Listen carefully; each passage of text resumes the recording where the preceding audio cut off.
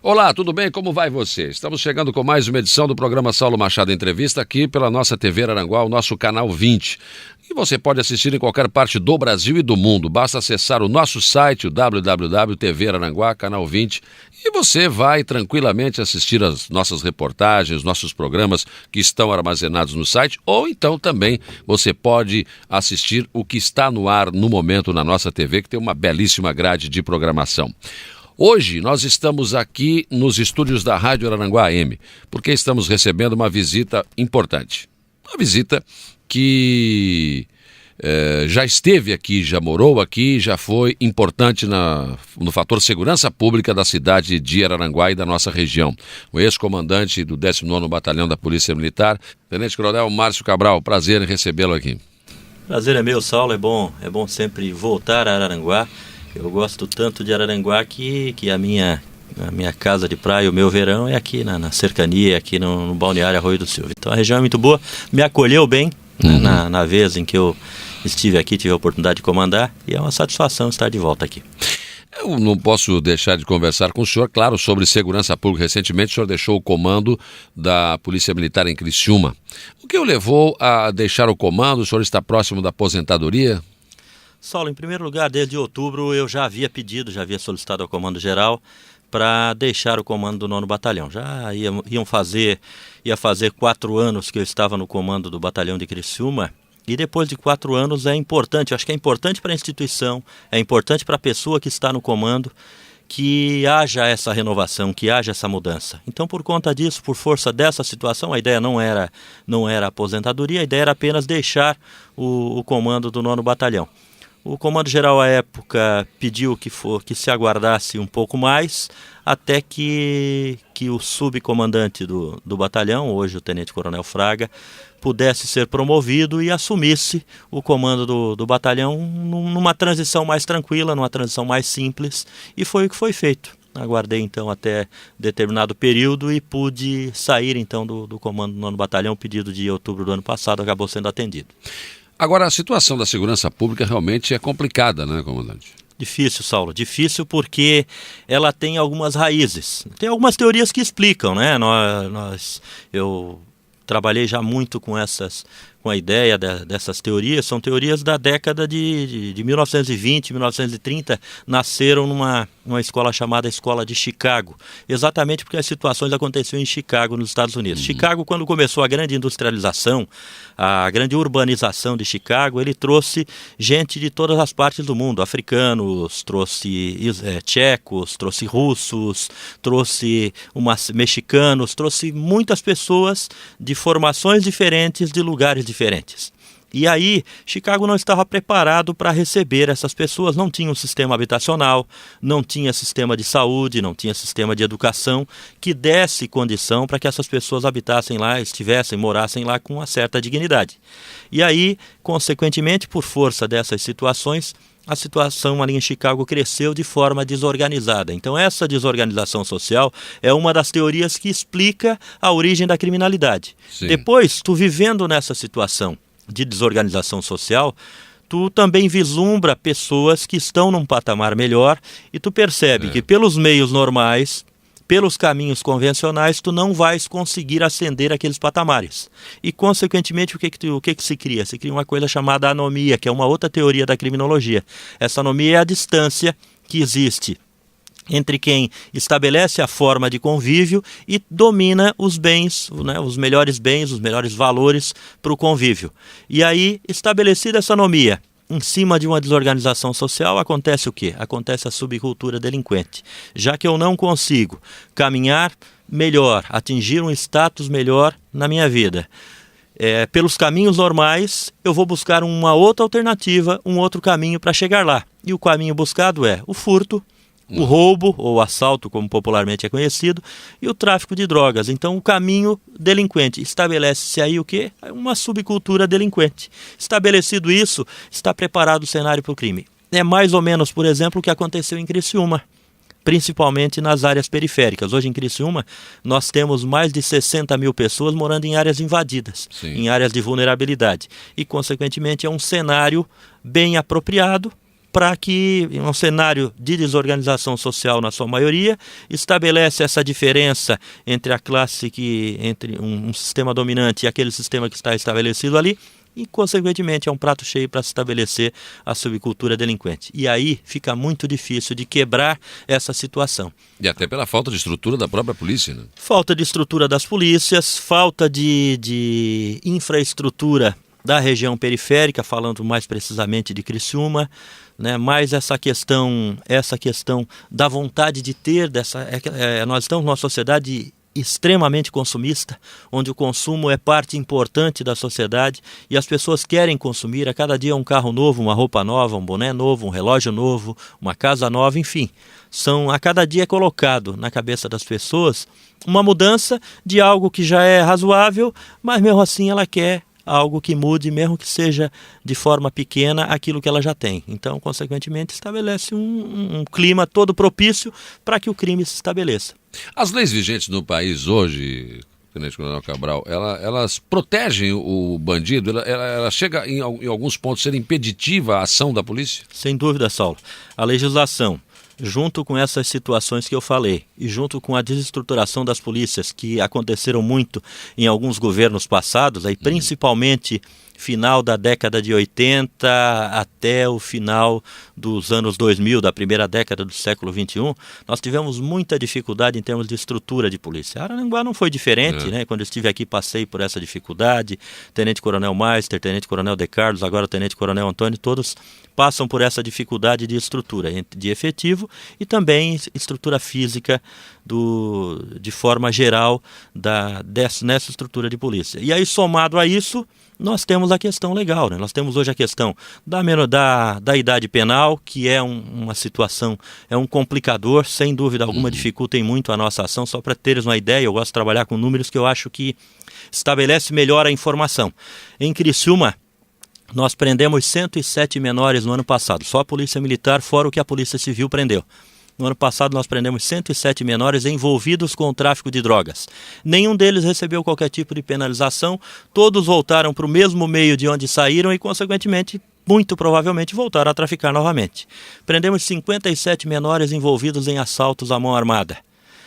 Nenhum deles recebeu qualquer tipo de punibilidade, voltaram para o mesmo meio e fatalmente vão continuar praticando assaltos. E aí vários outros crimes, outros delitos menores, eu falo desses delitos maiores, além do homicídio, né?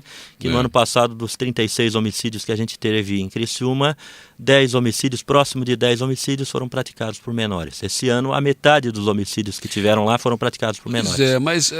Eu tenho uma opinião a respeito desse assunto e está fundamentada em cima de entrevistas que eu venho fazendo ao longo do tempo sobre essa questão da maioridade penal.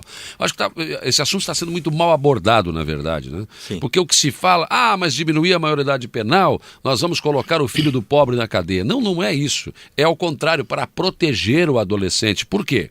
Porque hoje os criminosos estão puxando para esses adolescentes para serem mulas do tráfico, para serem chefes. Tem adolescente de 12, 13 anos que é chefe de tráfico.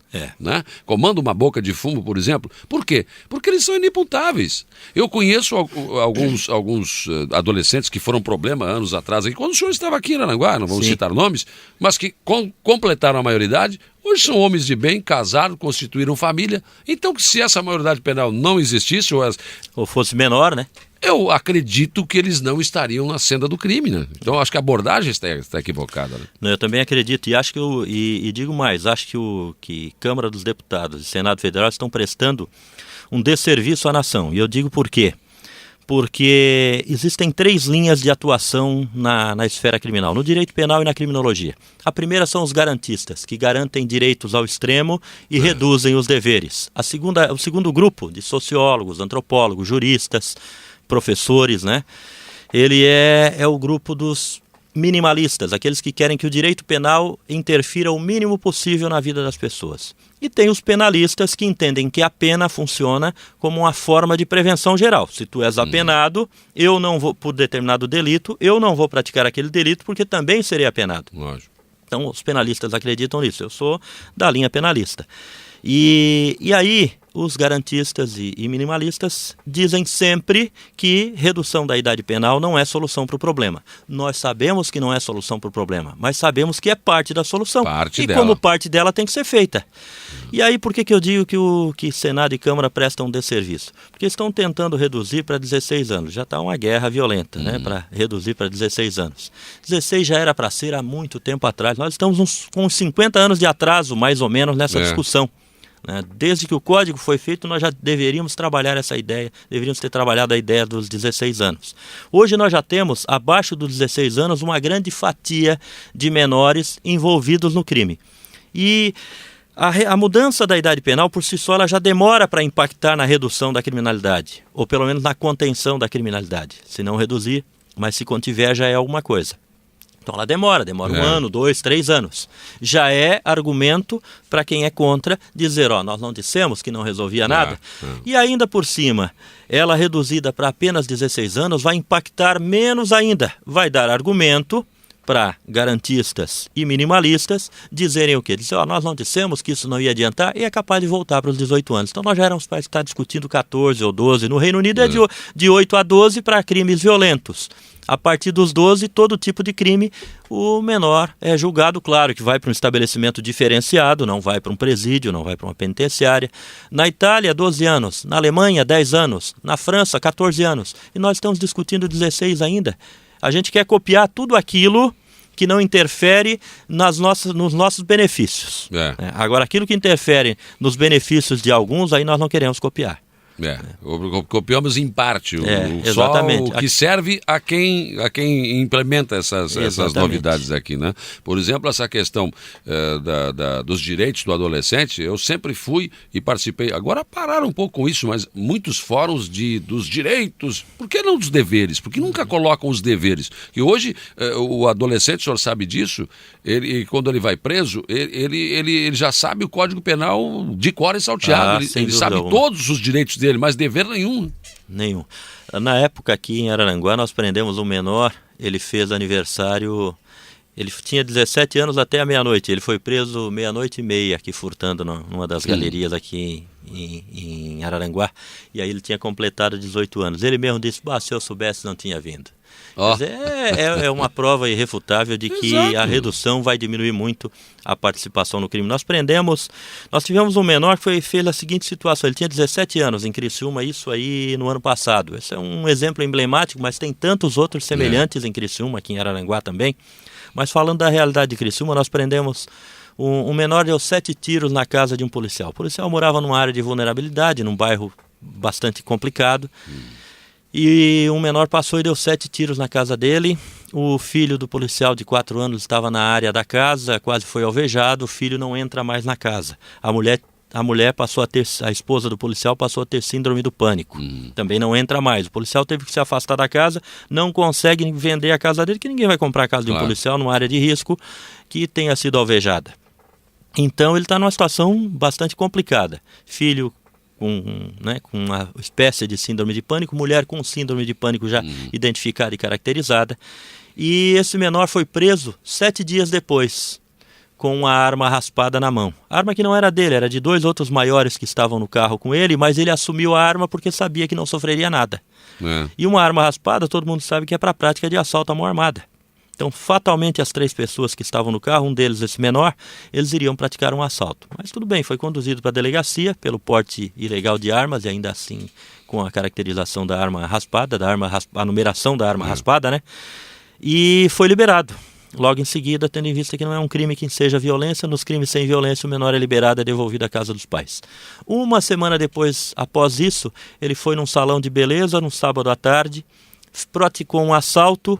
O marido da proprietária do salão de beleza estava numa cozinha anexa, veio ver o que estava acontecendo, tomou um tiro na frente da mulher e da filha de 6 anos e morreu.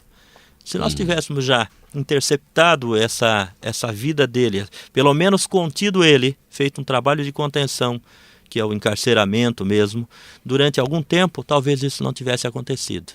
Hoje, Essa senhora não consegue mais criar a filha está sendo criada pela avó com quase 70 anos de idade e a senhora não consegue mais se reerguer dessa situação de ter visto o marido ser morto na sua frente. E aí temos vários exemplos situações assim, como essa nós temos aos montes. Nós temos um menor que foi preso por um furto de celular.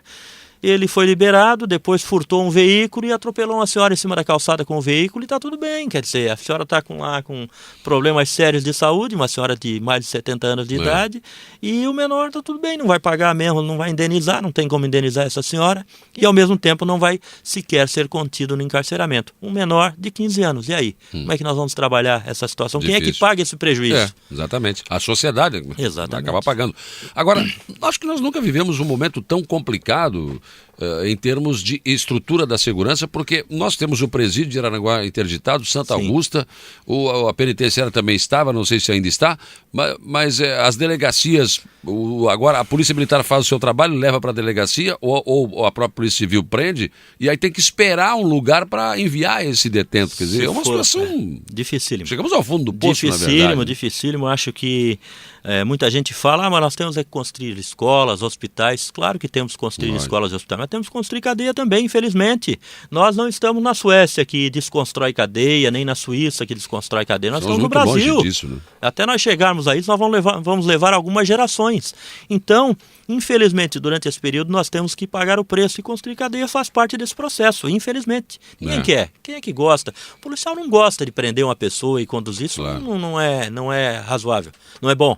Mas ele faz a parte dele, e essa parte tem que ter uma sequência normal dentro daquilo que a gente chama de ciclo de persecução criminal. Polícia Militar, Polícia Civil, Ministério Público, Poder Judiciário, Sistema Prisional. Então, tem que ter essa continuidade, e se isso sofrer solução de continuidade, quem paga é o cidadão. E é o que está acontecendo, né? Está sendo abortado no meio do caminho essa situação, porque como tu falasse, presídio penitenciária, presídio Santa Augusta, presídio regional de Araranguá, penitenciária e CAS e CASEP, que é o sistema para o menor, nós não temos hoje em condição de abrigar as pessoas. Não tem a estrutura necessária, não tem nem como colocar, quer dizer, então fica difícil. Está muito complicado. Nós estamos pagando um preço do abandono aí de 30 anos.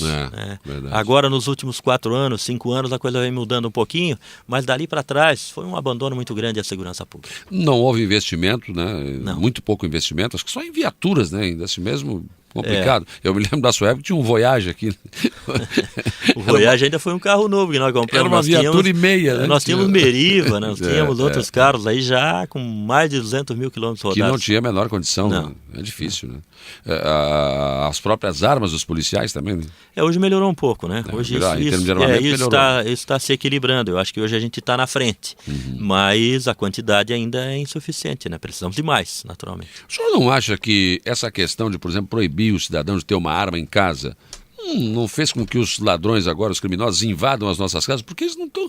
Nos Estados Unidos não fazem isso. É muito difícil invadir uma casa de um cidadão. Por quê? Porque eles sabem que o cidadão pode estar armado. Ele pode ser recebido a bala, né? Aqui não. Eles sabem que você não vai ter uma arma em casa, porque se você for pego com uma arma em casa, você vai responder por um processo. E pode pegar 3 anos de cadeia. Será que o Estado não nos defende e não nos dá o direito de defender? Como é que o senhor vê essa questão? Como eu falei anteriormente, eu gosto de trabalhar com números. Eu fiz um levantamento, e aí também fiz em Criciúma. Claro que não há uma metodologia científica nesse levantamento, mas há uma visão em cima de um conhecimento prático, em cima de um conhecimento de segurança pública, de violência. Então fiz um levantamento em Criciúma. Dos furtos, acontece em média de furtos à residência, cerca de 1.000 furtos à residência por ano em Criciúma. Registrados, naturalmente, né? Dos furtos em residência, 98% deles aconteceram na ausência do morador. Então a arma ali não intimidaria o marginal. Ele escolhe o momento mais propício para agir. Não seria a arma que iria intimidá-lo. Nos assaltos à mão armada, assaltos à residência foram muito poucos. Foram 21 no ano passado, por exemplo. E nos 21, em nenhum deles, o cidadão que estava na casa teria a condição de reagir a ponto de pegar uma arma e reagir contra o marginal. E quem invade uma casa, eles são muito profissionais. O assalto à residência é preparado. O assalto contra a pessoa no meio do caminho, no meio da praça, isso acontece ao acaso. Percebeu a presa, se ataca. O marginal ataca. Percebeu a vítima, o marginal ataca. Agora, o assalto à residência é diferente. Tem que ser preparado, tem que ser precedido de informações de pessoas que estejam dentro da casa, uma empregada, um amigo da empregada, um filho. Então, tem que ser precedido de informações. E aí a coisa acontece com um requinte maior. Não vai dar tempo de tu usares a arma. E aí a arma ela acaba se tornando uma coisa arriscada. Eu acho que nem todo mundo tem condição de usar uma arma. Também não adianta ter uma arma e não saber atirar, né? Exatamente. Não é só o saber atirar, é ter preparo emocional para atirar. Para usar na hora certa. Né? Um policial com a arma, ele é preparado durante 9 meses. Depois tem toda a reciclagem anual dele, né? Tem todo o trabalho de preparo durante o ano. Tem o contato constante com a arma. Em algumas oportunidades nós já erramos. Imagina um cidadão que eventualmente vai ter contato com essa arma. É muito perigoso. Hoje, nesse momento, eu sou contra armar as pessoas. O que vai dar é uma briga no trânsito, alguém sacar da arma que está no porta-luva do seu veículo e atirar contra alguém, como nós já vimos em Criciúma, já vimos aqui em Araranguá, já vimos em outros locais. Então, eu não vejo que num campo de futebol, de repente a pessoa poder ir armada ou vai deixar a arma onde? No campo não pode. Aí tu começa a criar dificuldades, né? No campo não pode, aqui não pode, a fiscalização disso se torna mais difícil. Tu começa a dar volume para fiscalizar essas coisas. Verdade. Então, é melhor não poder. Eu acho que nós ainda não estamos no momento em que o cidadão vai ter a condição de usar essa arma em seu favor. Acho que pode até prejudicar em alguns momentos. O Cabral está deixando a farda? Saulo, até o dia 25 de julho eu tenho que definir isso. Saí do comando do batalhão. Tenho 3 propostas da iniciativa privada, uma delas na área do ensino, duas outras na área do esporte. São boas propostas, tenho que analisá-las para ver se cabe com o momento em que eu vivo agora e se uma delas for analisada como uma proposta que pertença a esse momento agora, eu acabo saindo da polícia. Eu estou com 32 anos, já podia ter saído há 2 anos atrás. Requerer a aposentadoria. Entrar para reserva, né? Exatamente. Então, na polícia é reserva, né? Na polícia é reserva porque tu pode ser reconvocado, principalmente em tempos de guerra, né? Ou em tempos de crise de ordem nacional.